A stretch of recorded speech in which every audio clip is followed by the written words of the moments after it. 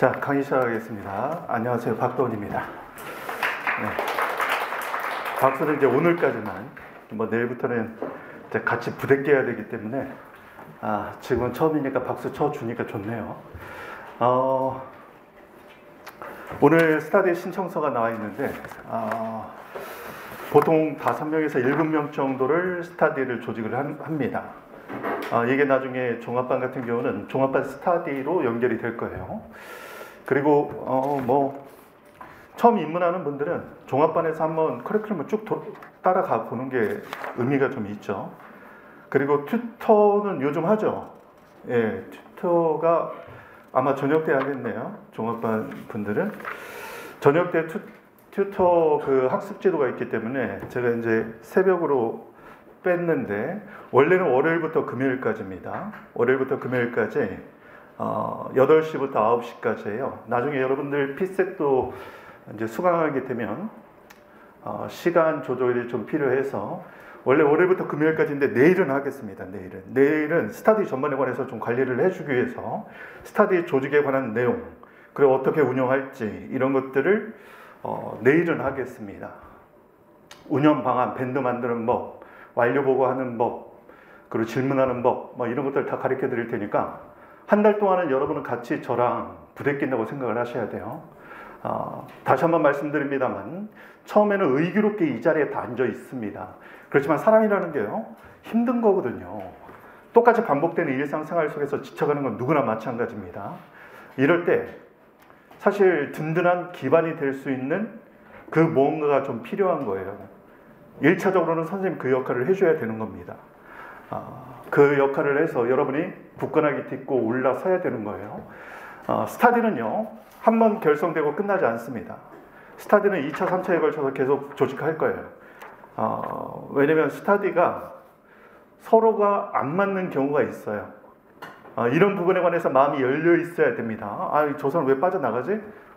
불만이 있나? 그렇게 생각하지 마세요. 그냥 다를 뿐이다. 그리고 본인과 좀 더 잘 맞는 대로 빨리빨리 이동하는 게 좋습니다. 그래서 조금이라도 문제가 생기면 선생님한테 와서 얘기를 해야 돼요.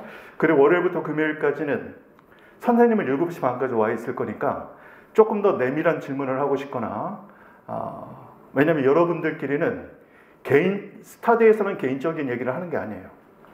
자기 개인적인 어떤 힘겨움 같은 걸 얘기하면 안 돼요. 왜냐면 다 같이 힘든 사람들이기 때문에 개인적인 얘기를 하다 보면 처음에는 받아들여주고 되게 좋겠지만 시간이 지나면 서로 부담이 됩니다. 끝이 안 좋아요. 그러니까 그런 내밀한 부분은 오히려 합격생인 튜터라든가 아니면 선생님이라든가 또는 학원 관계자라든가, 방금 왔던 분이 우리 행시팀장이니까, 또는 선배라든가, 그리고 진로에 관한 고민 같은 게 있으면 여러분 합격한 선배들을 직접 찾아가는 게 제일 좋아요. 같은 수험생끼리는 고민을 나누는 게 과히 좋지 않습니다. 처음에는 굉장히 친해 보이는데 그게 좋게 끝나는 경우도 있긴 하지만 압도적인 비율로 제가 볼 때는 9대1, 친해져가지고 잘 되는 것은 9대1 정도밖에 안 돼요. 그러니까 친해지는 건 별로 안 좋아요. 자, 스타디 신청서는 웬만하면 내시고, 다만 그럼에도 불구하고 나는 혼자 하고 싶다 이런 사람이 있을 수 있습니다. 강제하지는 않아요. 다만 스타디 신청서 위에다가 적어 놓습니다. 이건 잘 들어야 돼요. 그리고 이거 제출하면 내일 조직할 거니까 가군, 나군, 다군으로 나눠 놓겠습니다. 자, 잘 보세요. 가군은 내일 다 말씀드리겠습니다만 강의 듣고 리뷰만 하는 팀. 다른 건 안 해도 좋은데 리뷰는 꼭 하셔야 돼요. 왜냐하면 리뷰를 해야 여러분이 이 시간이 정말 알차게 채워집니다. 정말 알찬 시간이 돼야 돼요. 가장 빛나는 젊음을 여러분은 여기다 지금 투자하고 있는 거거든요. 이 자리가 여러분을 불편하게 만들면 안 됩니다. 그래서 특히 예비순환은요, 선생님과 여러분들의 호흡이 정말 중요해요. 믿고 따라와야 돼요. 믿고 따라와야 됩니다. 자, 앞으로 계속해서 얘기할 거예요. 그리고 이제 강의는 촬영이 되기 때문에 오히려 이제 개인적인 여러 가지 스타디 상담, 개별 상담 같은 경우는 제가 아침 8시부터 9시까지 제가 여러분 복습 자체를 아예 제가 여기서 강제할 거예요. 종합반은 의무입니다. 종합반인 분들 안 나오는 사람들은 선생님 나중에 우리 팀장을 통해서 전화번호 받아가지고 개별 상담 들어갈 테니까 안 나오는 사람 왜 안 나오는지 나중에 선생님한테 소명하세요. 우리 책에서 소명이라는 단어가 나올 거예요. 소명한다. 정당한 사유를 소명한다. 다만 이제 단과 수강생들 종합반이 아닌 분들은 이건 좀 자율입니다. 자율이긴 하지만 일단 스타디에 참가를 하면 책임감 있게 하는 것이 타인에 대한 배려예요. 그래서 만약에 본인이 통학거리가 멀거나 이러면은 뭐 아침 스타디는 참석 안 해도 상관은 없습니다. 그리고 8시부터가 시작이긴 한데 말씀드린 것처럼 선생님이 한 7시 반에 나와 있을 테니까 학원에도 얘기했어요. 7시 반에 미리 열어달라고. 그러니까 좀 일찍 올 수 있는 분들은 일찍 와서 더 궁금한 거 더 많이 질문하세요. 많이 물어야 돼요. 그리고 이 길은 특히 예비는요. 믿음으로 가는 길이에요. 뭐야 갑자기 종교 부흥회로 바뀌 믿음으로 가는 길. 왜 믿음으로 가는 길이냐면 여러분 이제 교과서 보면 알겠지만 예비순환에서 합격생들 처음 공부할 때도 이런 얘기를 합니다. 예비순환을 들었을 때는 행정법 이해가 한 100%로 나눴을 때 퍼센테이지로 한 20% 정도밖에 이해가 안 돼요. 그래서 믿음으로 간다는 겁니다. 왜냐면 선생님 분명히 얘기해요. 예비순환에는 10% 20%밖에 이해가 안 될 수 있어. 그런데 이때 선생님이 시키는 대로 교과서를 익숙하게 만들어 놓고 속독을 할 수 있도록 준비가 돼 있으면 1순환 들어가서 배운 이론을 판례의 사실관계에 대입시키고 이해를 폭넓게 현실에 접목시키다 보면 이 이해도가 70%에서 80% 확 뛰어버려요. 문제는 뭐냐? 여기까지 가기 전에 포기한다는 것이죠. 그래서 예비는 믿음이 필요한 길입니다. 지금은 이해 안 되지만 반드시 이해되니까 걱정할 필요 없어. 자꾸 걱정스러우면 긴장이 돼요, 사람이. 긴장이 되면 점점 마음이 멀어집니다. 공부하는 게 고통스러워요. 만화책 볼 때는 그렇지 않았는데. 왜 행정법 책만 보면 졸릴까? 믿음이 있어야 됩니다. 다시 한번 말씀드립니다만 여러분 이 교과서라는 것이 내용이 풍부한 대신에 법학을 전공한 사람들도 내용을 완벽하게 다 이해하기 힘들 정도로 굉장히 방대한 내용이 담겨져 있어요. 그런데 하물며 법을 처음 배우는 사람이 이걸 한번 읽고 이해가 된다는 건 어불성설입니다. 그렇기 때문에 정확한 길을 잡고 처음에는 길이 안 보여요. 어두워서 어디에 진흙길인지를 알지 못합니다. 어디에 함정이 낭떠러지인지 보이지 않습니다. 두렵겠죠. 두려우면 발걸음이 늦어집니다. 그런데 누군가 이 길은 안전하니까 네가 좀 잘 안 보이더라도 굳건하게 한번 걸어가 봐. 그러면 빨리 어둠을 헤치고 나아갈 수 있는 겁니다. 그렇게 나가야 돼요. 특히 예비는 그게 중요합니다. 선생님이 이렇게까지 얘기를 했는데 막 이해 안 되는 거 뭐 씨름하면서 이게 왜 이럴까 미치겠어 그러면서 자꾸 그런 데서 시간을 낭비하면 선생님이 얘기했던 정리하고 반복하는 틀이 안 만들어져요. 그러면 그래도 이해가 많이 됐네? 그런데 이해가 되더라도 반복이 안 되면 5개월 뒤에 1순환 때 가보면 기억이 하나도 안 납니다. 선생님이 시키는 대로 좀 해야 돼요. 결국 리뷰를 해야 강의에 대한 집중도를 끌어올릴 수 있어요. 이해가 안 되더라도 자꾸 리뷰는 해야 됩니다. 리뷰만 하는 팀이에요. 그러면 나구는 뭐냐? 나구는 리뷰는 당연히 무조건 다 해야 돼요. 예습복습, 예복, 완료보고까지 합니다.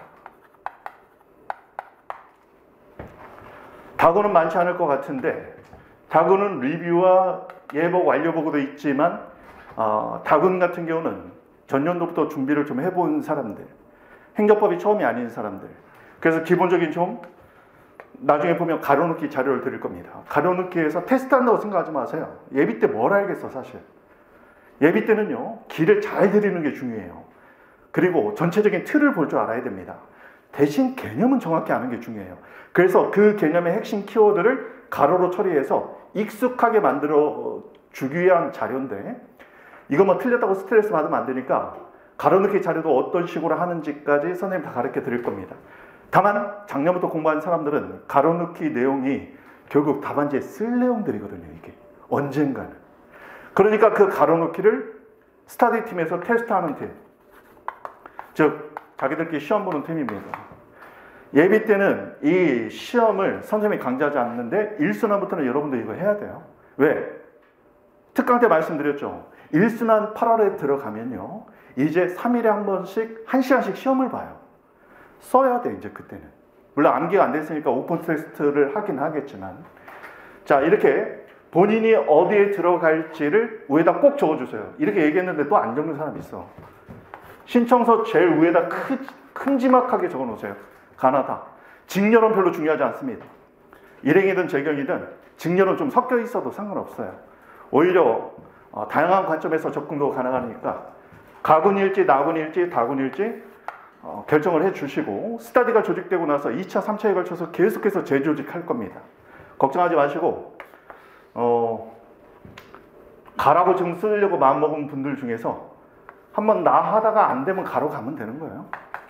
자, 그렇게 운용의 미를 살리자. 그 정도 말씀드립니다. 다시 한번 말씀드리는데 내일 토요일 8시는 원래 토요일은 제가 토요일 오전에는 별도의 일이 있어서 원래 금요일까지 아침에 나오기로 했었는데 내일은 스터디에 관한 전반적인 지도 때문에 내일은 하겠습니다. 그리고 스터디 하면서 질문 많이 하세요. 누적적 복습도 많이 하시고 그리고 전날 배운 것 중에 이해 안 되는 거 있으면 질문 많이 하시면 여러분들에게 꼭 필요한 내용은 제가 리마인드 특강이라고 해서 한 15분 간단하게 또는 20분 특정한 테마에 관해서 다시 한번 설명을 해드립니다. 이건 이제 촬영이 안 돼서 좀 인강자들한테는 죄송한데 중요한 내용들은 나중에 실강에서 또 반영을 하겠습니다. 그래서 아침 스터디를 참석하지 못하는 분들은 두려워할 필요는 없어요. 인강자나 또 지방에서 들어가지고 이 자리에 결합하지 못하는 분들은 카페에 들어와서 질문을 많이 하시기 바랍니다. 카페에 질문이 많아요. 그리고 그 밴드 안내 받았죠. 밴드에 다들 가입하세요. 밴드에 다들 가입하시고 내일 아침에는 각 스터디 팀이 개별 밴드를 만드는 법을 제가 직접 보여줄 겁니다. 그래서 각 팀마다 밴드 만들어서 완료 보고하는 법, 총괄 밴드에 들어오면 그 부분에 질문은 총괄 밴드보다는 가급적이면 카페에다 해주세요. 그리고 여러분 카페에 들어가면은 돈행정법 연구소 카페 가입 안 된 분들은 무조건 빨리 하세요. 질문하기 이전에 그 매뉴얼로 들어가지고 위에다가 키워드를 쳐보세요. 키워드를.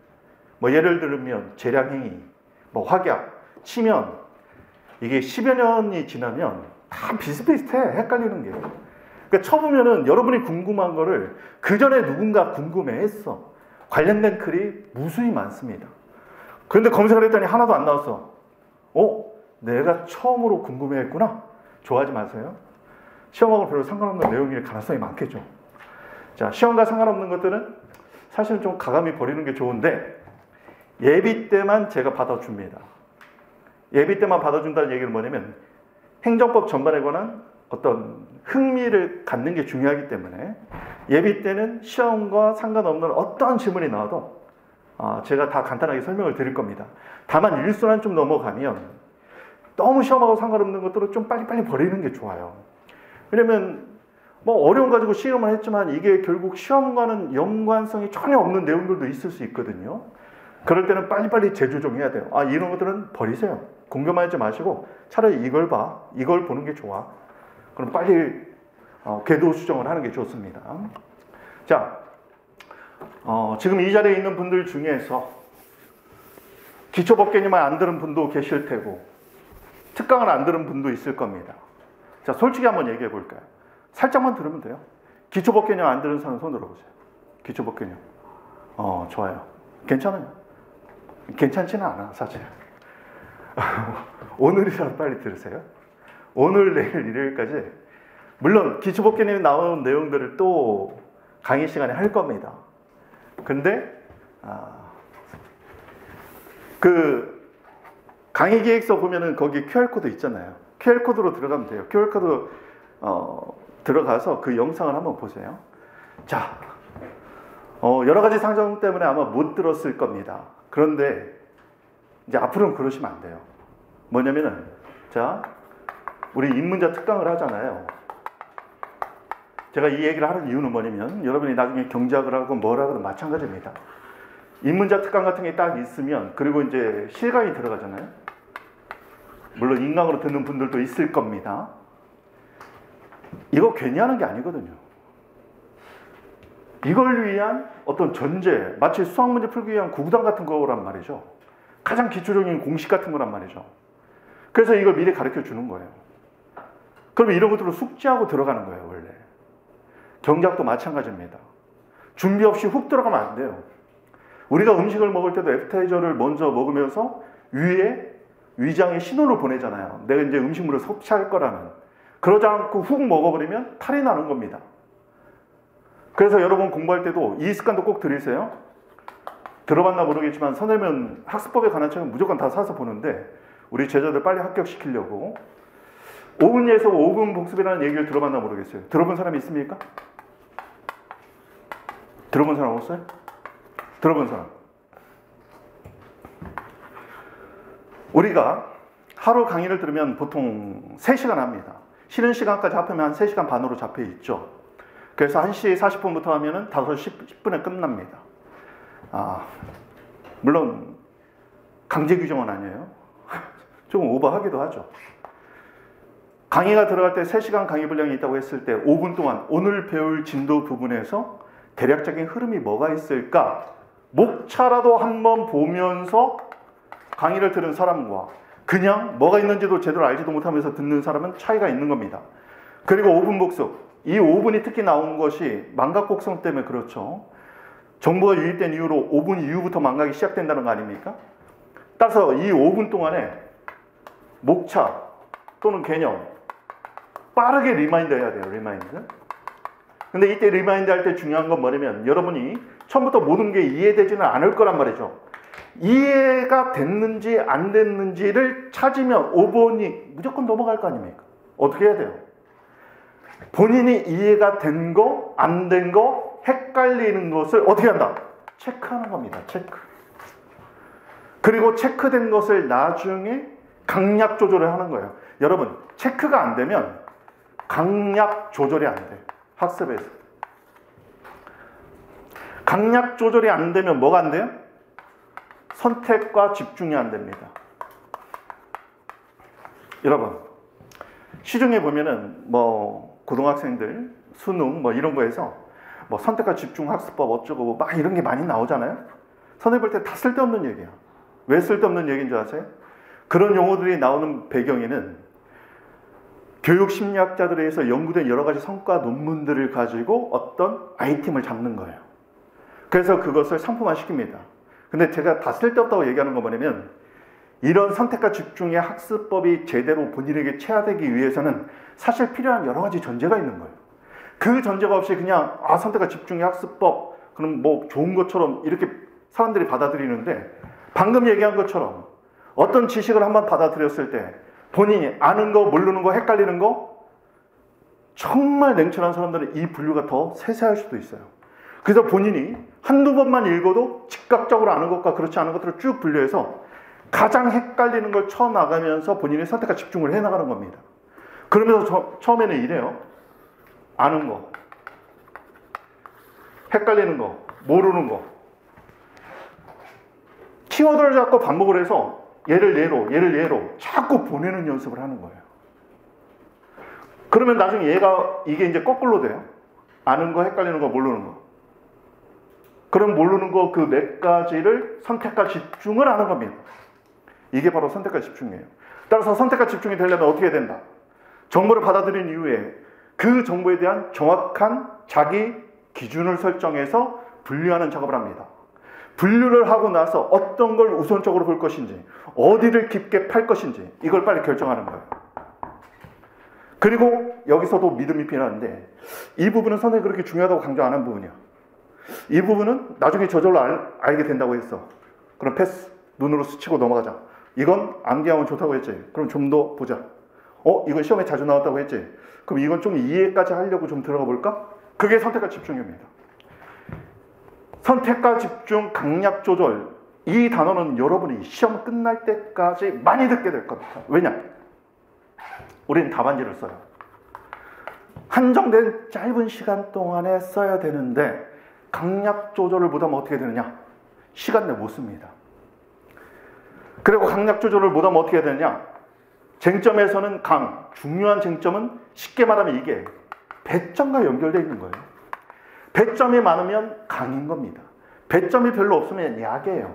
그런데 본인이 중요도 체크가 안 돼 있는 사람들은 배점도 별로 없이 중요하지도 않은 쟁점은 주구장창 쓰는 거예요. 정작 중요한 쟁점은 간단하게 처리가 돼서 가분수 답안이 되는 거예요.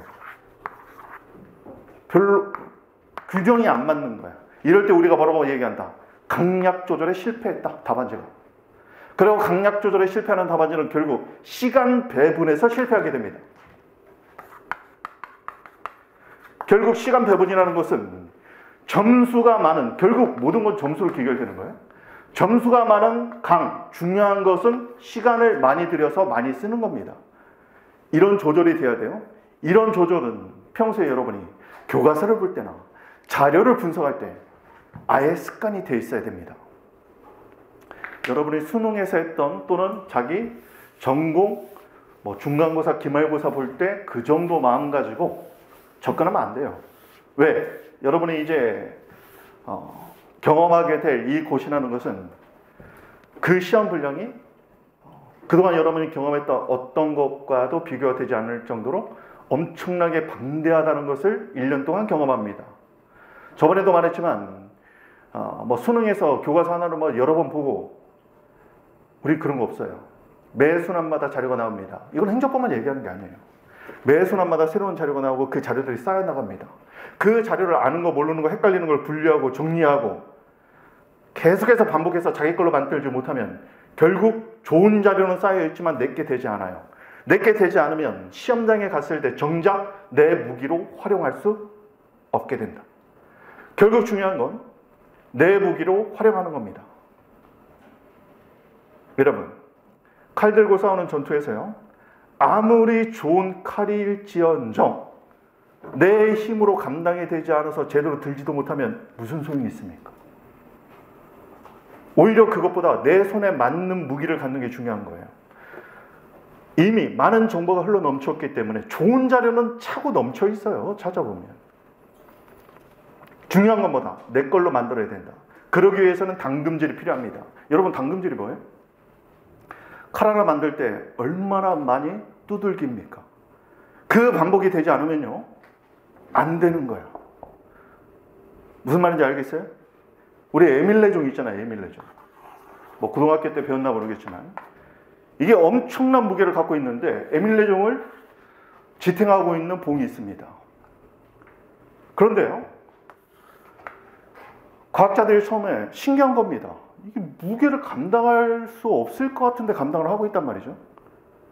그래서 나중에 단층 촬영을 해보니까 어때요? 이 봉이 어떻게 만들어져 있어요? 그냥 샘물 녹여가지고 그냥 거푸집에서 그냥 붙인 것이 아니라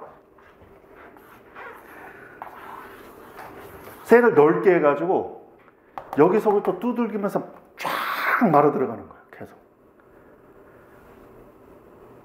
그냥 뭉텅이 하나가 있는 것이 아니라 얇게 핀 정말 그 얇은 철판을 쫙 놓고 그거를 말면서 계속 두들겨가지고 엄청난 강도를 갖고 에밀레종을 그 무게를 감당하고 있더랍니다. 이게 바로 반복의 힘이에요. 그렇게 반복할 결심이 필요하다. 근데 스스로 안 되잖아요. 그래서 아침 스타디를 같이 하는 겁니다. 그래서 웬만하면 꼭 참석하시기 바라요. 그리고 이제 궁금한 거 거기서 다 물어보세요.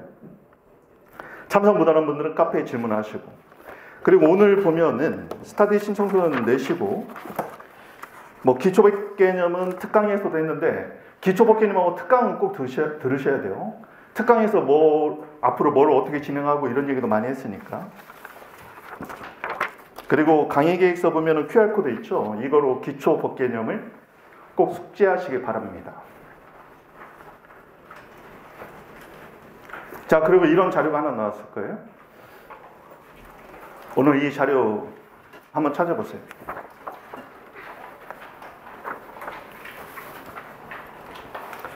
자, 잠깐 앞에 봅니다.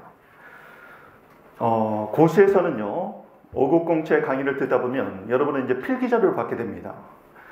원래는 이제 필기 조교가 한 명씩 있어요. 근데 예비순환에서 필기가 좀 문제가 사실은 평소에 많습니다. 왜 많냐면 행정법을 다들 모르다 보니까 방해금지를 설정하고 행정법을 모르다 보니까 모르는 상태에서 선생님이 쓴 말이 무슨 말인지 모르니까 이 필기가 아무래도 퀄리티가 떨어질 수밖에 없죠. 여러분처럼 다 같이 처음 시작하는 사람이니까. 그래서 우리 행시 팀장님하고 상의를 좀 했습니다. 그래서 제가 작년 필기 자료, 재작년 필기 자료, 두 필기 자료를 받았어요. 받아가지고 비교를 좀 해봤습니다. 재작년 필기 자료가 예비 1, 2순환까지 들어간 학생이 다음에 1차가 안 되고 나서 2년 정도 행정법을 완전히 잡는다는 취지로 예비순환을 다시 들어온 학생이 필기 조교를 했어요. 그래서 지금 여러분 드린 이 필기 자료가 행정법 예비순환과 1순환, 2순환까지 듣고 다음에 예비순환을 다시 들어온 학생이 쓴 자료입니다. 아무래도 공부가 좀 돼 있다 보니까 좀 알고 필기를 하고 있어요. 그래서 이 자료가 내일 원래 그날 나오는데 선생님 한꺼번에 다 주라고 했어요. 그럼 여러분은 어떻게 한다? 저처럼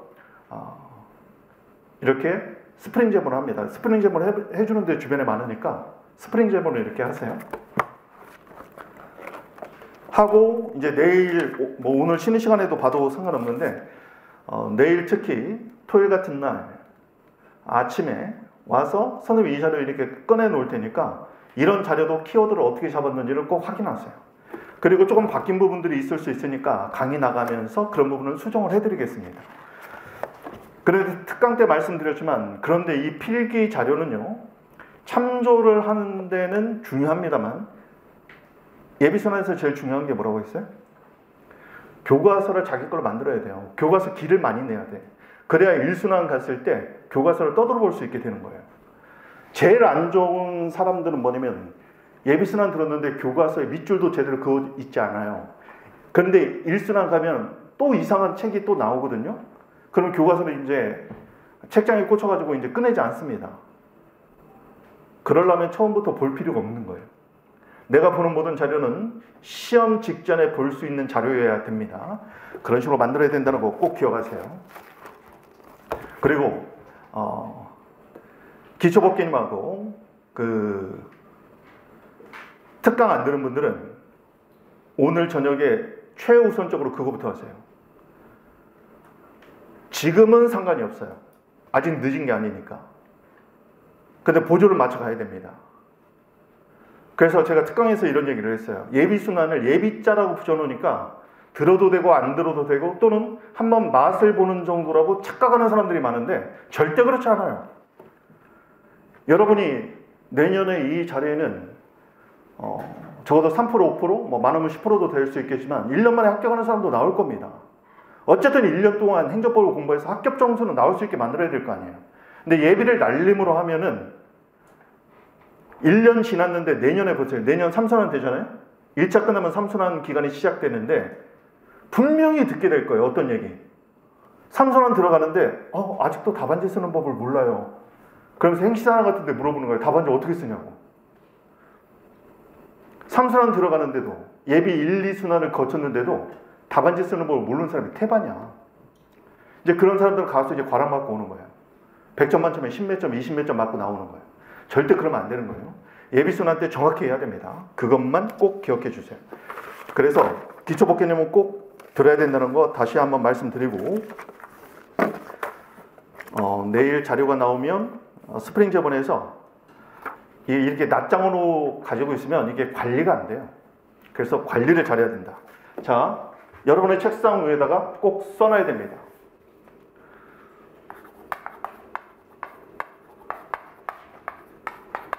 정리되지 않은 자료는 쓰레기다.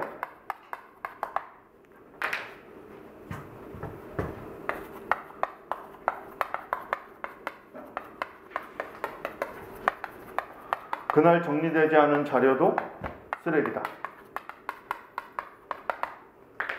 자, 키워드 잡는 법 한번 보여드릴게요. 자, 보세요. 정리되지 않은 자료, 쓰레기. 그날 정리되지 않은 자료, 쓰레기. 동그라미 치면 정리되지 안자만 치면 되겠죠. 자료는 쓰레기. 그날 정리해야 된다. 아니면 쓰레기다. 쓰레기는 어떻게 해야 돼요? 쓰레기통에 버려야 돼요. 그러면 다 읽을 필요 없는 거죠, 문장에서. 정리되지 않으면 이거는 버릴 자료다. 쓸모없는 자료라는 얘기예요. 쓰레기란 말이. 그리고 그날 정리되지 않은 자료는 역시 쓰레기다. 자, 여기서 키워드 세 단어 나왔어요. 가장 핵심 단어가 뭡니까? 정리죠. 자료는 반드시 정리해야 되는 거예요. 키워드를 정리해서 지금 우리 키워드 정리하듯이 정리하는 거예요. 그럼 나중에 이 한 단어만 보면 아, 정리를 꼭 해야 된다는 말. 이 문장의 의미는, 이 토픽은 그거죠, 지금. 여기서는 핵심 키워드는 뭘까요? 뭐 하나 정도 더 추가하고 싶으면 나중에 이런 데다 이렇게 동그라미 더 쳐도 좋습니다. 여기서 핵심 키워드는 뭘까요? 그날입니다. 그날. 정리는 하긴 하되 그날 정리를 해줘야 돼요. 다음날 안 됩니다. 주말에 안 돼요. 왜? 내일은 내일의 자료가 또 나옵니다. 정리되지 않고 자료 쌓아놓는 사람이 있어요. 저거 언젠가는 봐야지. 그러면 나중에 꿈에 나와. 꿈에 나와서 막 자기 가슴 짓눌러. 그러니까 차라리 정리가 안 될 것 같으면 그냥 버리세요. 그냥. 차라리 버리는 게 나아. 괜히 갖고 있는 것보다. 부담되니까. 그래서 자료는 빨리 정리해가지고 정리를 해야 여러분 시험 볼 때까지 1년 동안 과목마다 자료가 이만큼 쌓여요. 이거 어떻게 보고 들어가야 되는 거예요? 자꾸 압축해야 돼요. 무슨 말인지 알겠죠?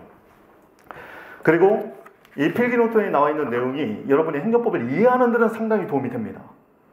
이해하는 데는 도움이 되지만 결국 여러분은 이해를 바탕으로 써야 돼요. 답안지에. 그래서 항상 중심은 교과서다. 그럼 만약에 이걸 하고 있어요? 이걸 하고 있는데 어떤 자료는 두고두고 봤으면 좋겠네?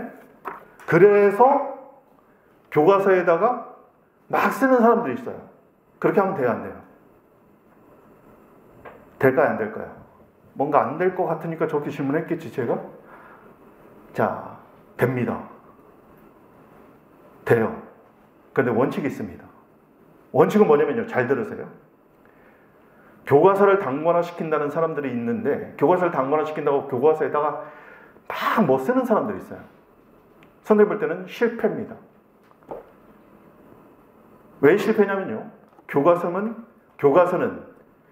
개념과 논리 맥락의 흐름을 잡는 자료여야 돼요. 결국 교과서는 여러분의 이해를 증진시켜 주지만 교과서에 써 있는 만큼 여러분이 답안지는 절대 쓰지 못해요. 왜냐하면 우리는 100점, 어떤 쟁점이 있어요.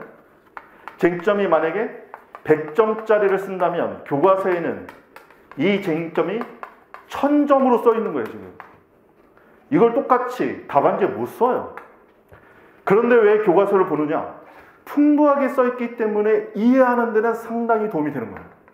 그래서 두꺼운 책을 보면 볼수록 이해하는 데는 도움이 되고 내공을 쌓는 데, 실력을 쌓는 데는 도움이 됩니다. 결국 답안지에 써야 될 분량은 나중에 별도로 암기 교재가 1순환, 2순환, 3순환 때 나와요. 그때 암기하면 돼요. 교과서에서는 흐름을 익히세요. 그런데 교과서에 가뜩이나 글씨도 많은데 여기다 뭐 주저리 쓰면은 나중에 뭐가 안 나오냐? 가독성이 안 나와요. 읽는 속도가 안 나옵니다. 그럼 포기하게 돼요, 나중에. 이걸 언제 경험하느냐? 대본의 수험생들은 시험 전날 경험하는데 2차 시험 전날 경험하는데 여러분은 언제 경험해야 되느냐? 예비순환 끝나는 날 경험해야 됩니다. 예비순환 끝나는 날 선생님 특강때 말했죠. 24일 동안 했던 행정법 자료들, 책을요 하루 만에 독파하려고 한번 도전해 보는 겁니다. 되는 사람이 한 1, 2% 나오는데 그 사람들이 단기 합격을 할 가능성이 많은 사람들이에요. 그러면 안 되면 왜 안 되는지 저한테 계속 질문해야 돼요. 주말 복습 같은 거 할 때. 가독성을 높이는 게 중요합니다. 그럼에도 불구하고 쓰고 싶으면 어떤 식으로 쓰냐면 저번에도 말했던 포스트잇을 활용하세요. 포스트잇도 어떻게 하냐면 교과서가 있잖아요. 이렇게 삐져나오게 만드는 거예요. 이때도 마찬가지입니다.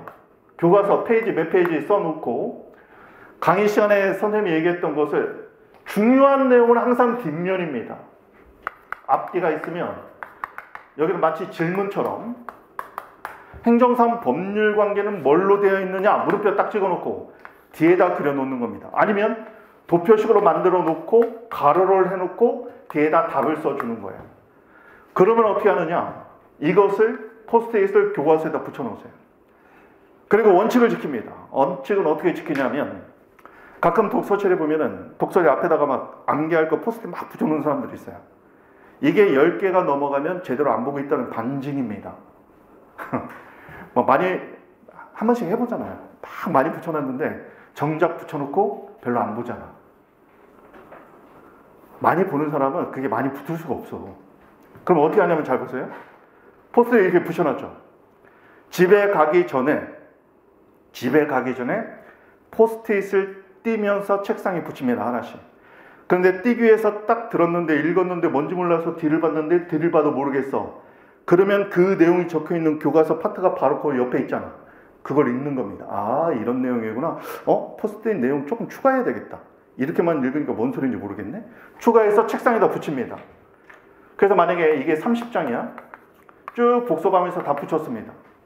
자, 이제 집에 가서는 TV 보지 마시고 핸드폰 보지 마시고 빨리 자야 됩니다. 다른 정보를 유입시키지 마세요.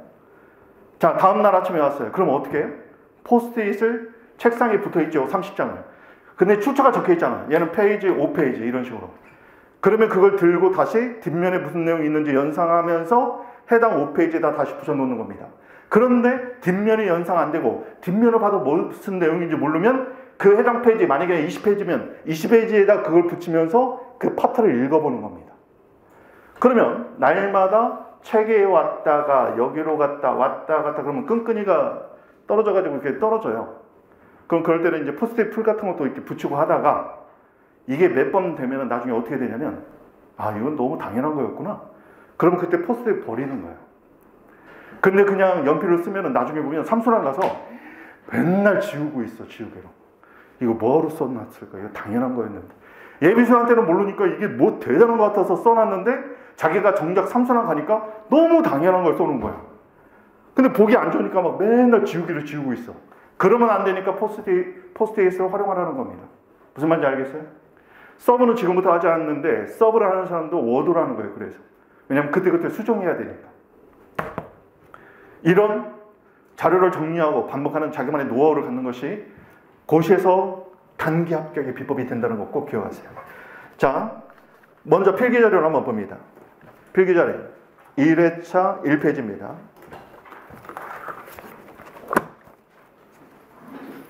도원행정법연구소 다음 카페에 있으니까 가입해 주세요. 입문자 특강 꼭 들어야 되고 기초법 개념 별 2개 있죠. 꼭 들어야 됩니다. 그리고 그 밑에 보면 합격자 간담회는 우리 강의 기획서에 나오죠. 합격자 간담회에서 합격생들의 노하우 같은 게 나오니까 시행착오를 줄이기 위해서 한번 들어보면 좋겠네요.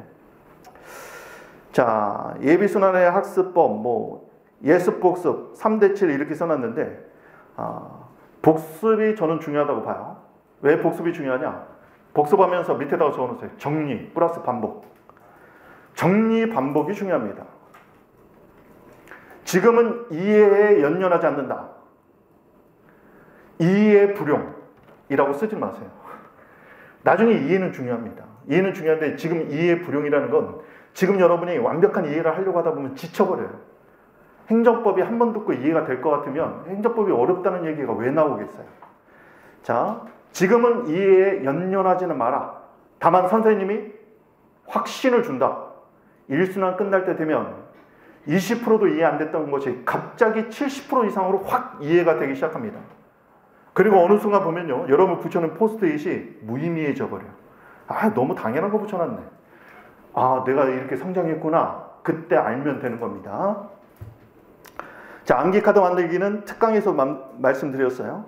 특히 암기카드 위에다 개념이라고 써놓으세요. 개념 암기카드는 꼭 만드는 게 좋습니다. 행정법은 개념 싸움이에요. 개념을 잘 아는 사람의 행정법을 금세 정복하고 고수가 됩니다. 자, 개념 / 맥락. 가끔 맥락을 제가 적어 드릴 텐데 맥락을 지금부터 해도 좋은데 개념에다 동그라미를 쳐놓으세요. 맥락은 원칙적으로는 1순환 때 되면 됩니다. 그렇지만 예비 때에도 맥락을 좀 가르쳐 드릴 테니까 여러분 여기 보세요. 이렇게 얘기하는 사람이 있어요. 선생님이 예전에 그런 시행착오를 한번 겪었는데 뭘 겪었냐면 행정법은 상당히 내용이 방대하거든요. 그래서 예비순환 때는 예비순환자들의 맞는 내용 위주로 가고, 일순환 때는 일순환. 굉장히 난해한 어떤 논의들이 있어요. 굉장히 어려운 논의들. 뭐 몇 개가 있는데, 이런 것들은 뭐 2, 3순환에 배웁시다 이랬어요.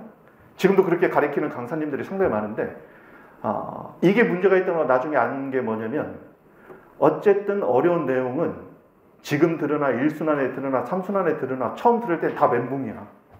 근데 나중에 보니까 그 어려운 멘붕에 빠지는 내용도 2번, 3번 들으니까 나중에는 그래 들어봤어. 달라지는 거예요. 그래서 선생님이 예비순환자에게 가르쳐주기는 조금 힘든 어려운 고난도의 논의지만 예비순환 때 한번 귀에 담아봐라. 그러면 1순환 때 그래 예비 때도 이해 안 되더니 지금도 이해 안 되네. 2순환 때 가니까 사례 문제 푸니까 이게 이렇게 응용되는구나. 3순환 좀 가면은 이제는 알겠네. 이렇게 가는 겁니다. 그래서 여러분이 20%밖에 이해가 안 된다고 선생님이 얘기하는 거예요. 예비순환은. 왜?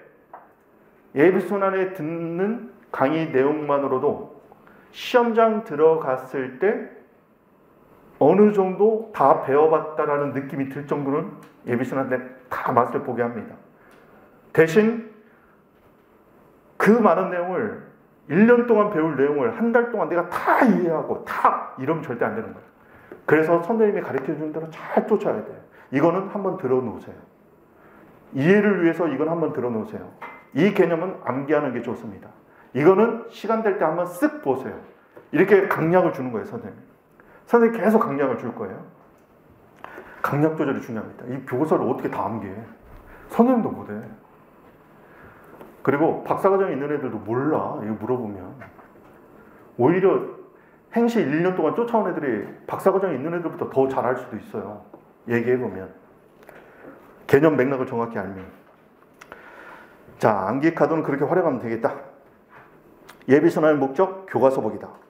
제대로 정확히 보는데, 제대로 정확히 옆에다 화살표, 속도, / 반복. 속도가 반복입니다.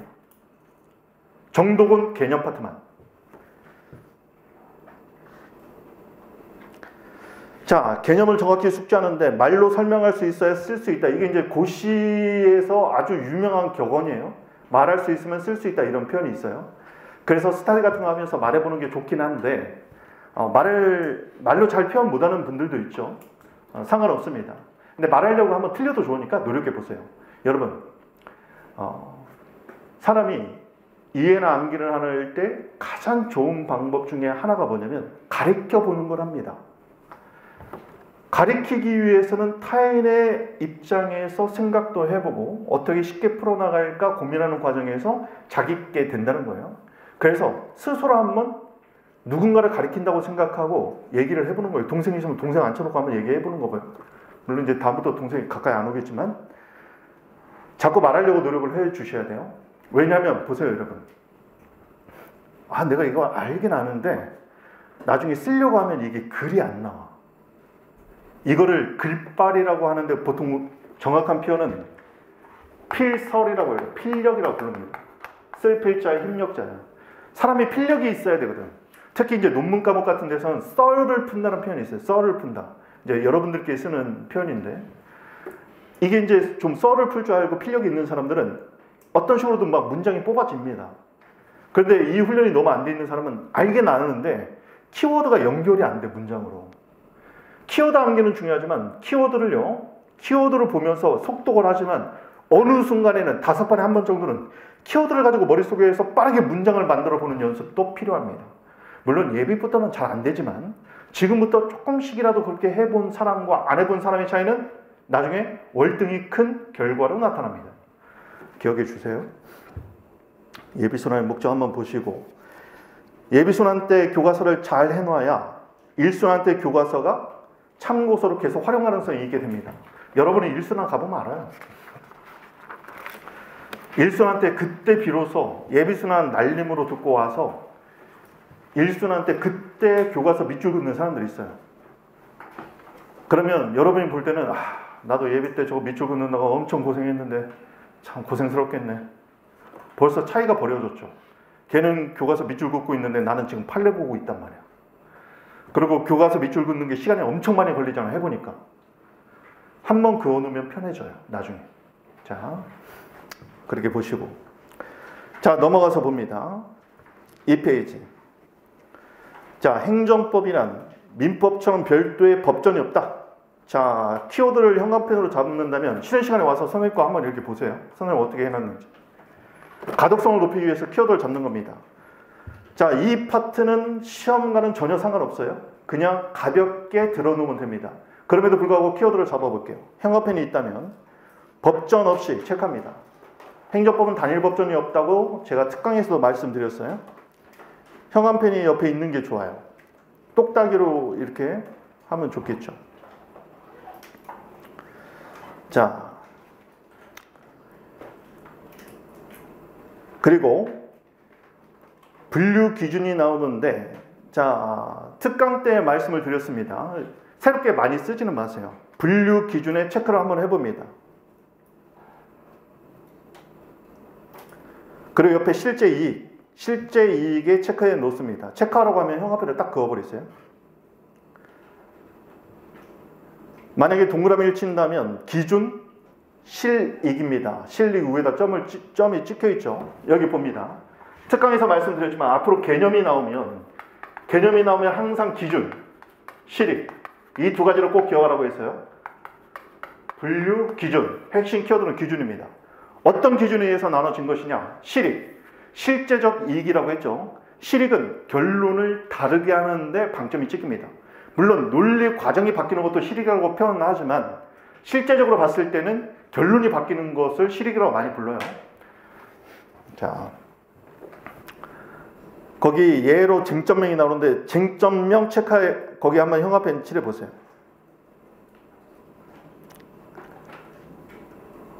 그리고 그 옆에 쟁점, 학설, 판례 체크합니다.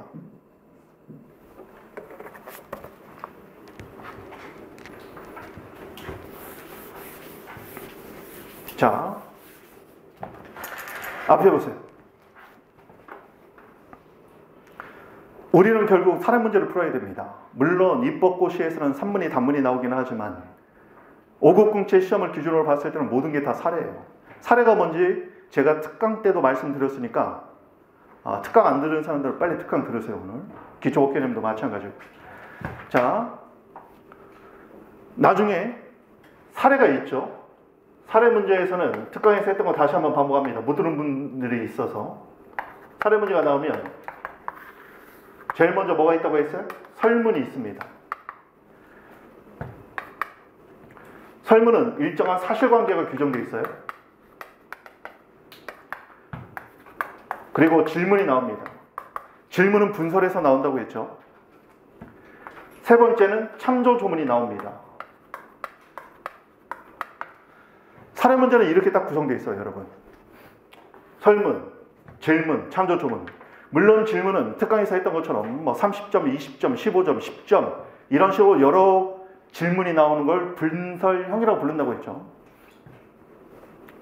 나중에 막 참조점도 엄청나게 나와요. 자, 단계별로 나중에 판례 그리고 조문부론법까지 다 배울 겁니다. 조문부론법은 지금은 하지 마세요. 일순환 때 배우면 됩니다. 판례와 조문은 일순환 때 배워야 되고 대신 조문과 판례를 제대로 이해하기 위한 이론적 틀을 예비순환 때 정확히 가져가는 게 중요하다. 그래서 단계를 나누는 거예요. 자, 질문이 딱 나와요. 질문은 여러 가지 유형이 있습니다. 뭐 설명하시오. 설명하시오를 논한다 해서 논하시오. 또는 행정청의 일정한 행위는 적법한가? 또는 권리구조의 수단은 이 질문은 무수히 많아요. 이 질문은 나중에 언제 배우느냐?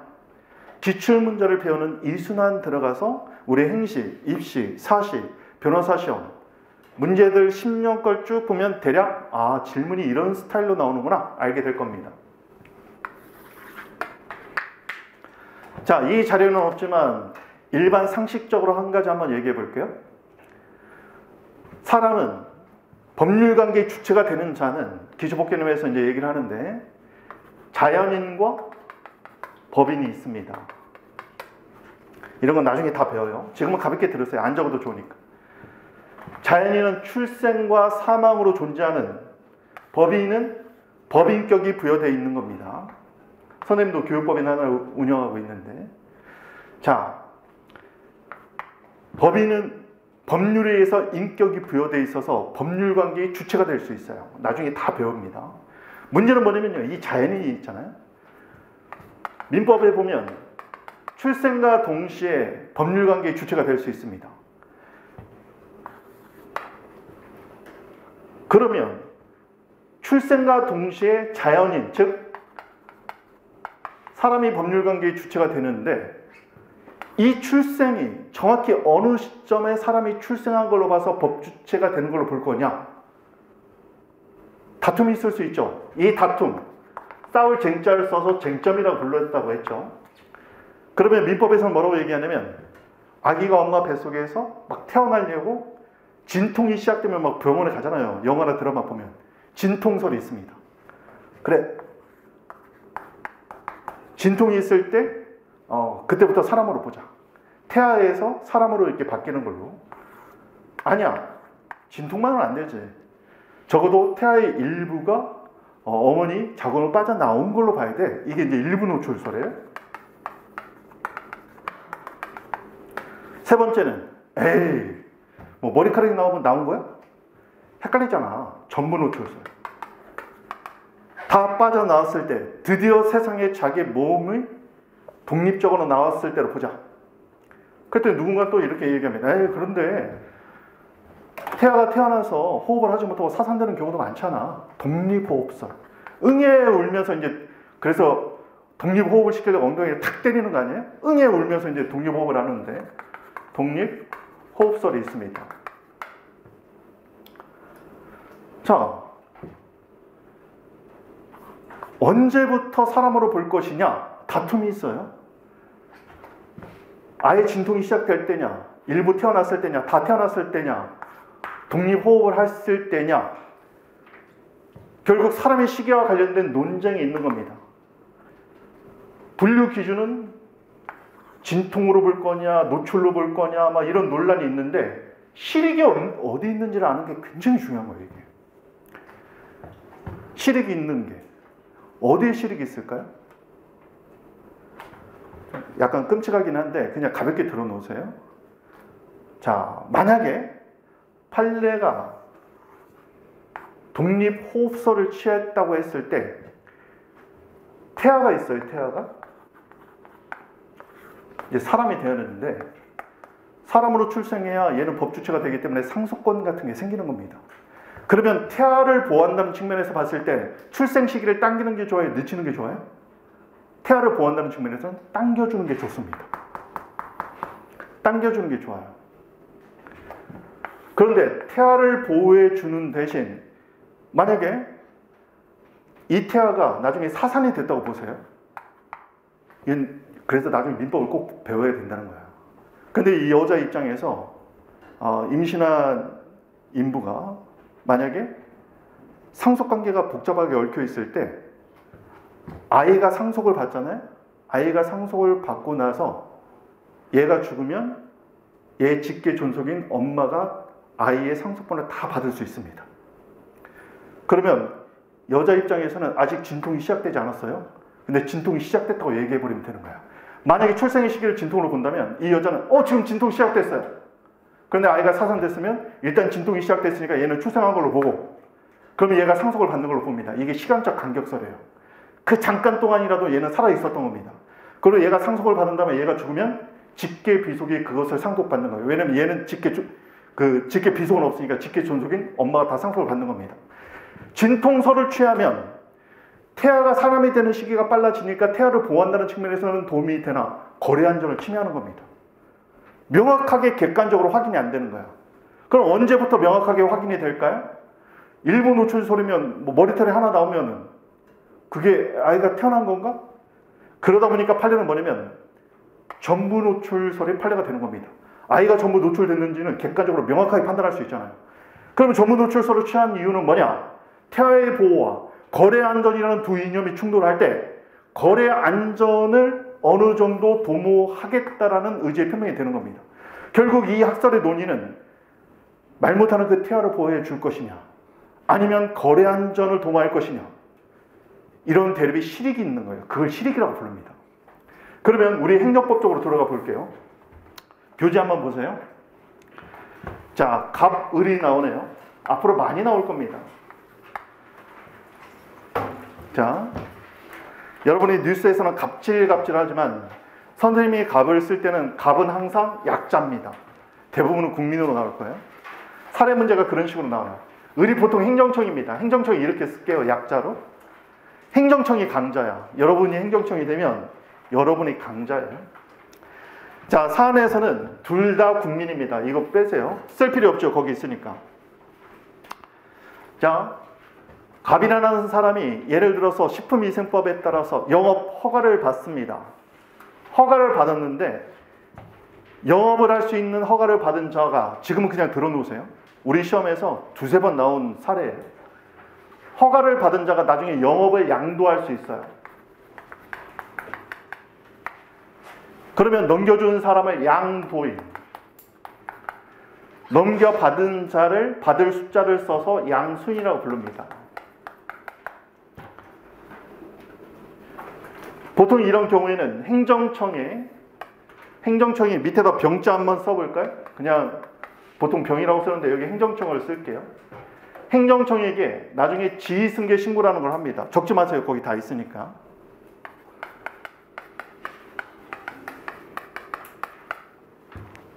자, 이건 나중에 다 배울 겁니다. 여러분 여기서 떨지 마세요.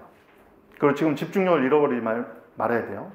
왜냐면 말씀드렸지만 이 사례라는 게 굉장히 어려워서 일순환 때 사례를 배우면 막 다들 멘붕에 빠져요. 그래서 예비순환 때부터 사례가 뭔지 감만 좀 갖게 하려고 일부러 좀 해주는 거예요. 지금 무슨 얘기인지 하나도 몰라도 돼. 자, 갑이라는 사람이 식품위생법상 영업 허가를 받아서, 허가가 뭔지도 다 배워야 되는 거니까, 허가를 받아서 영업을 하고 있는데 그 영업을 을에게 넘겨줍니다. 이게 영업양도예요. 그런데 알고 보니까 사실은 양도인이라는 사람이 행정법규를 위반합니다. 행정법규를 위반해요.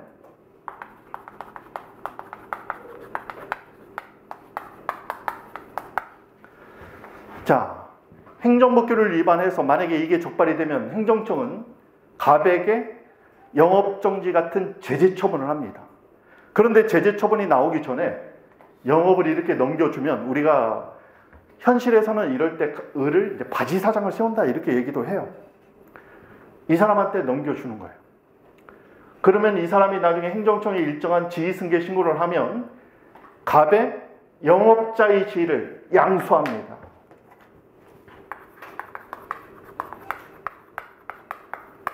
지위를 승계받아요. 이게 지휘승계입니다. 자, 그런데 옆에 쟁점 한번 볼게요. 질문이 이런 식으로 나옵니다. 질문 좀 가필해 주세요. 질문에. 그 쟁점 위에다 적어봅니다. 실제로 우리 시험에 나왔던 문제예요. 자, 일순환 때 많이 배울 텐데 다시 한번 보세요. 사실관계를 이렇습니다. 사실관계를 조금 한번 적어볼까요? 포스트잇 같은 데 적어도 좋습니다.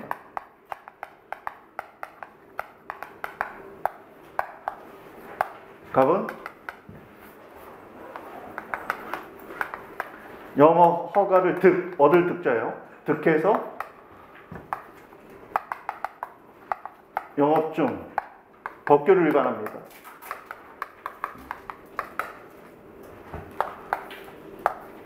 이때 갑은 을에게 영업 양도를 하고 을은 행정청에게 득해다 얻을 득자예요. 영업자 지휘승계 신고를 합니다.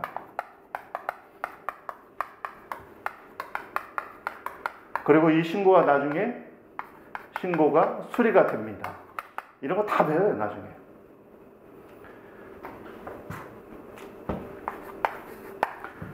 행정청은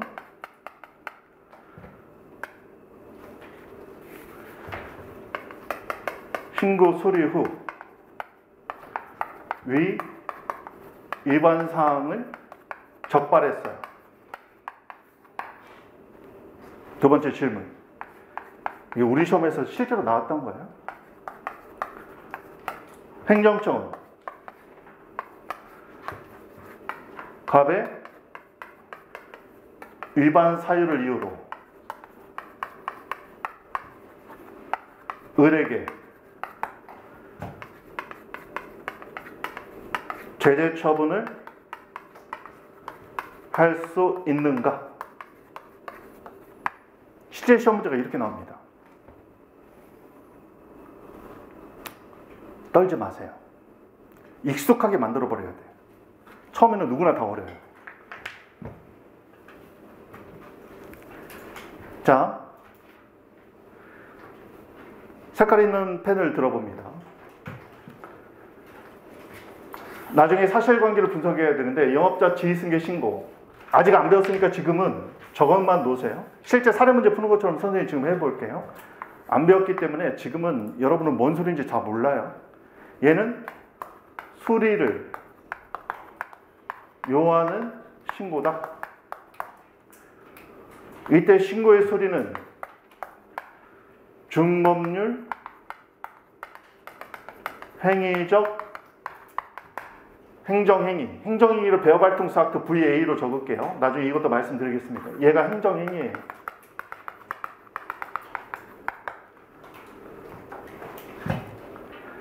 자, 이때 행정청은 갑 누구예요? 여기다 양도인이라고 써줘야 돼요.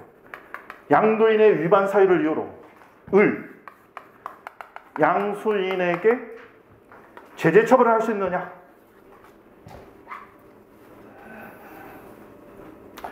시험 문제가 딱 이렇게 나옵니다. 그러면 설문 내용이 사실관계가 옆에 있는 설문 1번입니다. 이게 2번이죠. 그러면 3번 참조조문이죠. 참조조문은 나중에 보면 식품위생법 규정이 밑에 쭉 나옵니다. 나중에 조문 보는 법도 배워야 돼요. 그럼 여기서 여러분이 알 수 있는 건 뭐냐면 지금 을 입장에서는요. 을 입장에서는 갑의 위반 행위 때문에 자기한테 불리익한 처분이 나오는 거죠. 자, 선생님이 특강 같은 거 하면 꼭 들어줘야 돼요. 왜냐면 그게 지금 여기서 얘기를 해야 되는데 지금 안 들은 사람은 뭔 얘기인지 모르잖아.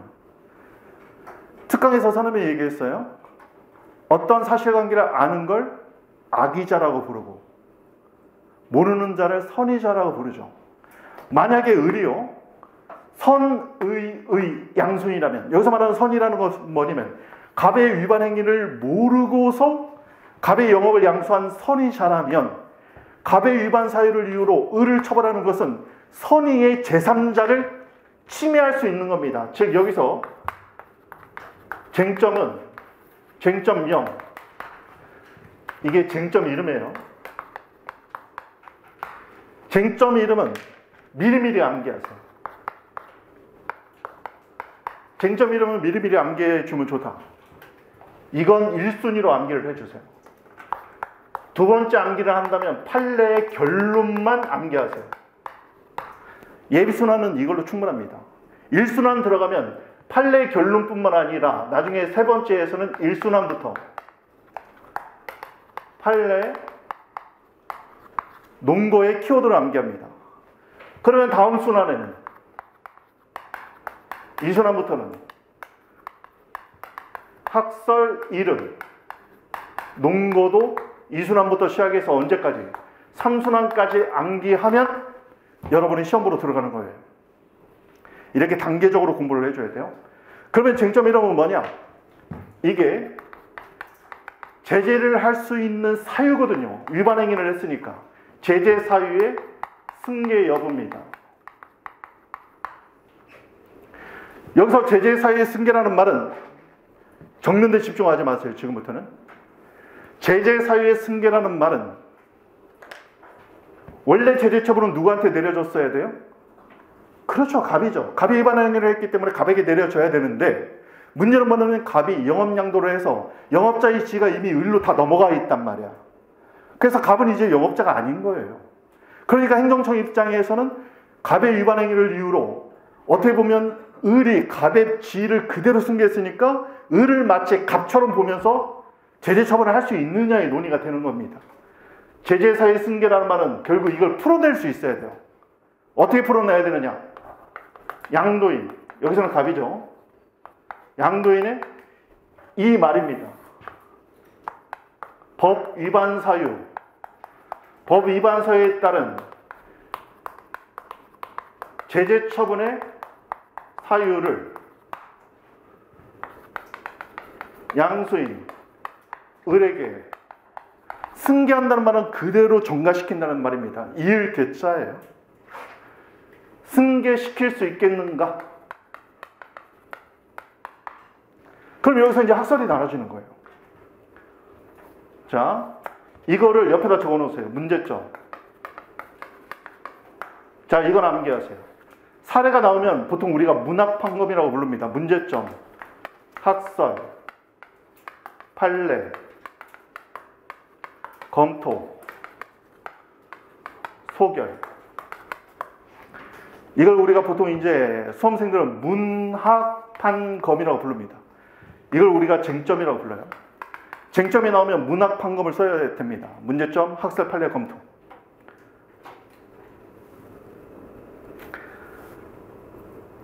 자, 그럼 볼게요. 질문. 갑은 행정청은 갑의 위반 사유를 이유로 을에게 제재 처분을 할 수 있느냐? 그랬더니 쟁점을 뽑아냅니다. 제재 사유의 승계 여부다. 문제점에서는 양도인, 지금 사실관계를 보니까 갑이 양도인인데 양도인 갑의 법 위반 사유를 이유로 을에게 제재 처분을 할 수 있으려면 이 제재 처분의 사유, 줄여서 제재 사유가 승계가 됐을 때만 제재 처분을 할 수 있는 겁니다. 그럼 학설에서는요? 쓰지 마세요. 거기 다 있으니까. 긍정설도 있겠죠. 된다. 부정설도 있을 겁니다. 그리고 절충설도 있어요. 학설은 반드시 세 개는 써야 됩니다. 긍정설, 부정설, 절충설. 그런데 우리가 긍정설을 긍정한다라는 말을 적극설이라고 쓰기도 해요. 이것도 알아두세요. 부정하는 것을 소극설이라고 부르기도 합니다.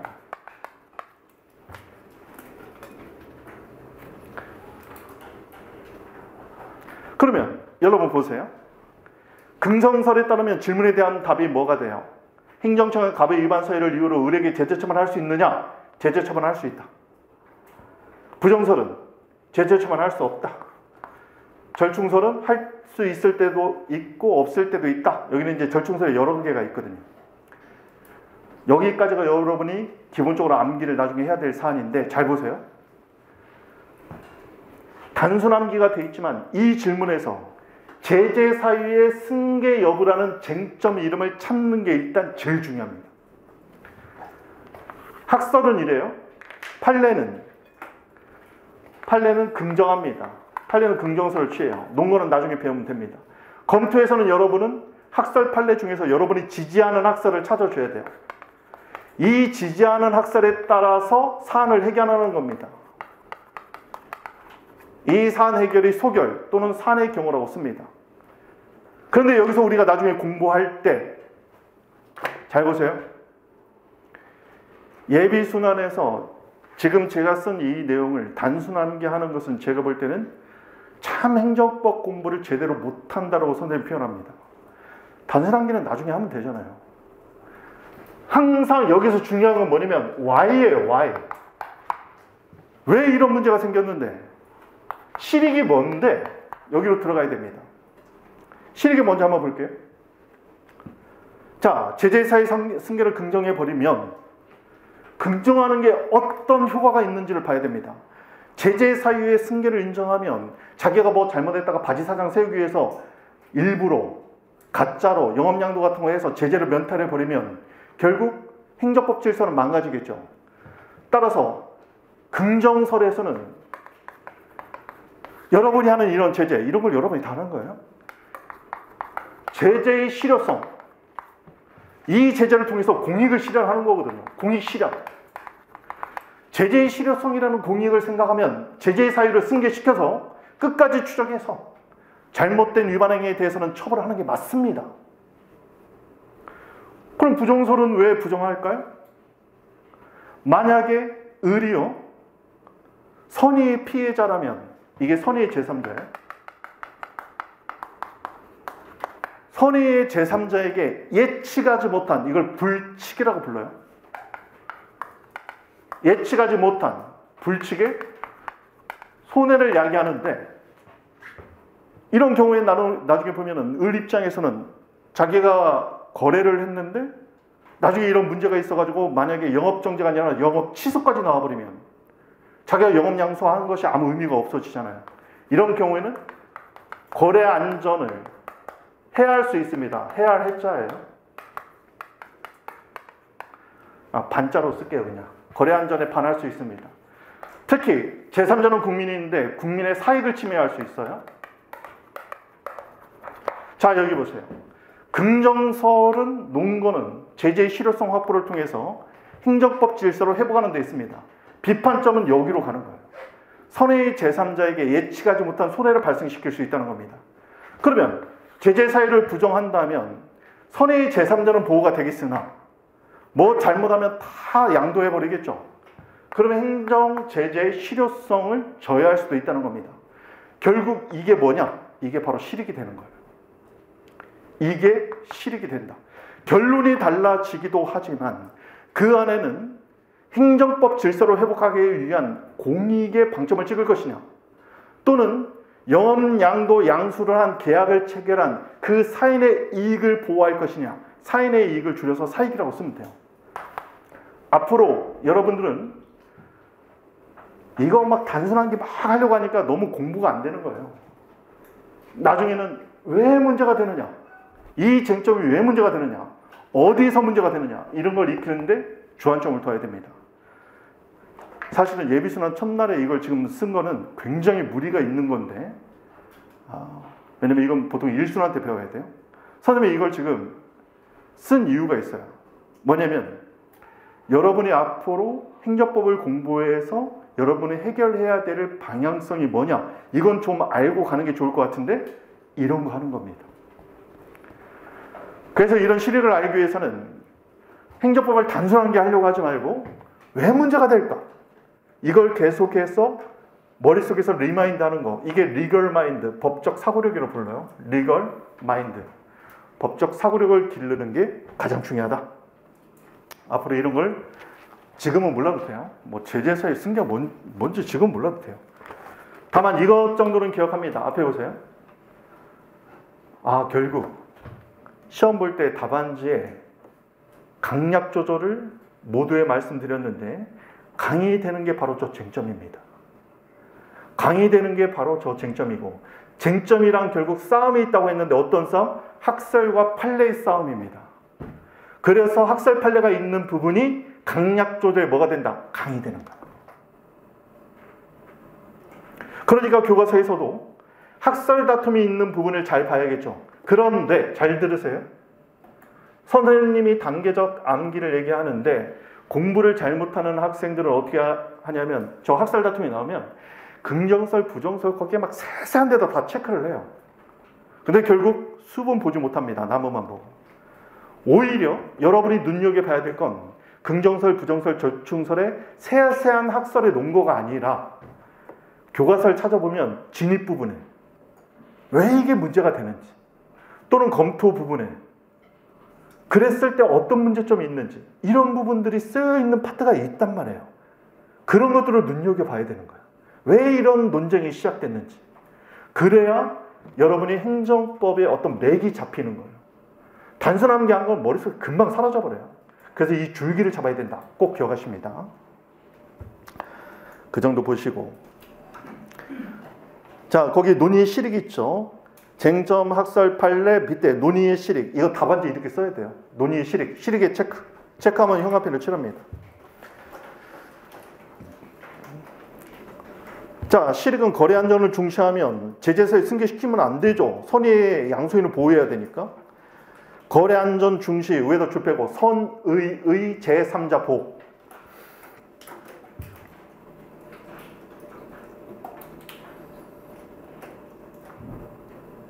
선의의 제3자를 보호합니다. 제3자는 국민이죠. 국민은 사인이라고 봅니다. 그래서 가로 열고 사익. 물론 거래안전이라는 측면에서는 공익적 가치도 있습니다만 여기는 일단 사익이라고 적어 놓습니다. 그 밑에 위반행위에 대한 뭐 위반? 가로하고 법자라고 적어 놓으세요. 법 위반행위. 법 위반행위에 대한 제재 실효성 확보.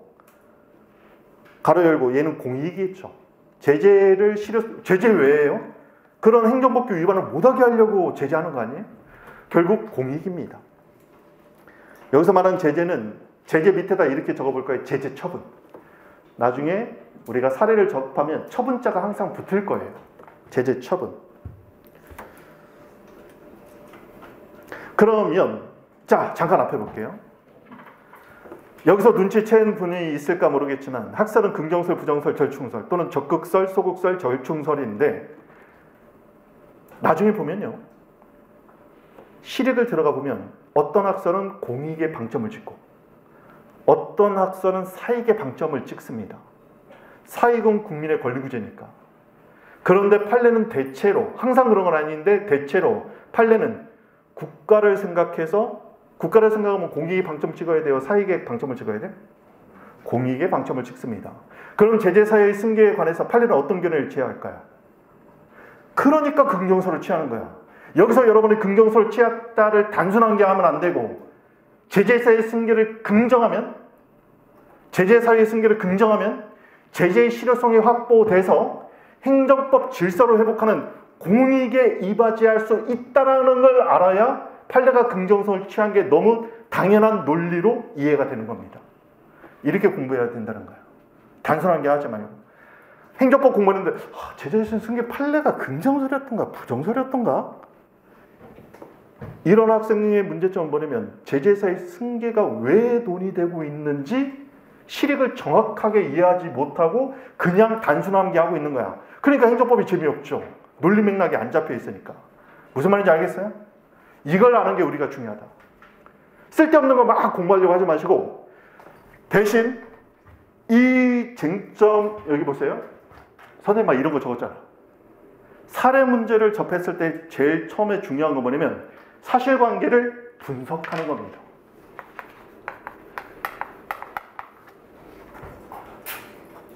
사실관계를 분석할 때 잘 보세요. 법률적 용어로 포섭할 줄 알아야 돼요. 그래서 개념을 하는 게 너무 중요하다는 거예요. 일상 용어가 아니라 법률 용어로 바꿔줘야 돼요. 예를 들면 지금은 안 배웠으니까 들어만 놓으세요. 행정청이 영업정지 가름해서 과징금 부과처분을 했다. 그러면 변형된 과징금 이렇게 써줘야 되는 거예요. 여기서 사칭 건축이 가능합니까? 건축이 가능합니다. 그러면 우리는 그걸 공적 견해 표명. 이게 법률적 용어로 치환한 겁니다. 따라서 여러분이 법률적 용어를 부르면 사실관계 분석이 안 돼. 사실관계를 정확히 분석할 줄 알아야 된다. 그래서 개념부터 시작하는 거예요. 개념과 논리 맥락을 익힌다. 자, 선생님이 예비순환에 굉장히 많은 지식을 전달할 텐데 그 전달되는 지식은 1순환, 2순환, 3순환 때 계속 반복되니까 지금 이해 안 돼도 상관은 없어요. 다만 예비순환 때는 정확한 개념을 잡고 개념이 구구단처럼 튀어나와야 돼요. 그리고 그 개념이 연결되는 논리 맥락은 예비순환 때 맛보기는 해드립니다. 1순환까지 논리 맥락이 이해되면 돼요. 3순환 가면 저절로 이제 이해가 될 테고. 그래서 교과서를 볼 때도 지엽적으로 접근하지 마세요. 지엽적으로 막 꼼꼼히 따지려고 하지 마시고 항상 개념을 통해서 흐름을 잡고 어떤 논의가 시작되면 왜 이 논의가 시작되는지 또는 어떻게 이렇게 분류가 되는지 교과서를 미리 예습을 미리미리 하세요. 진도와 상관없이. 왜냐면 어떤 파트 가면 진도가 빨라지는 파트 있고 어려운 파트는 진도를 좀 조절합니다. 자, 쉬는 시간 끝나고 나서 선생님이 이제 목차의 흐름을 한번 잡아 드릴 텐데 이런 목차의 흐름을 잡는 게 자 보세요. 어떤 목차가 나오고 그 다음에 어떤 목차가 또 나옵니다. 아무 의미 없이 그냥 나열한 게 아니에요. 이 목차 다음에 왜 다음에 이 목차가 나왔지를 설명할 수 있으면 맥락이 잡히고 있는 거예요. 그러면 나중에는요. 그러니까 다음에는 뭐가 논의되겠구나라고 알면 이제 행정법 전체 틀이 잡히는 거예요. 그래서 교과서 흐름이 이렇게 흘러가고 있구나. 그래서 목차를 꼭 보라고 얘기를 한 겁니다. 무슨 말인지 알겠어요? 이렇게 우리 합격생 중에 이렇게 공부한 애도 있는데 어떤 식으로 했냐면 그 목차표 있잖아요. 목차 옆에다가 빨간색으로 쟁점 이름을 적은 애가 있어요. 삼순한테. 그래서 목차 흐름 잡으면서 이 흐름에서 여기서는 무슨 쟁점이 나왔지? 판례 결론은 뭐고? 판례 결론 단어 하나, 키워드 한 2단어, 3단어를 딱 적는 거예요. 결론, 논거 2개. 그럼 그걸로 문장 만드는 연습하는 겁니다. 그러면 30분 내에 행정법 처음부터 끝까지 쟁점을 쫙 훑어 나가는 거예요. 근데 쟁점만 보는 게 아니라 이 쟁점은 어떤 파트에서 나왔고 이런 식으로 이게 탄탄하게 이 줄기가 딱 잡혀 있어야 되는 거예요. 그거를 쉬는 시간이 끝나면 이제 시작합니다. 잠깐 휴식 시간 쉬어야겠습니다.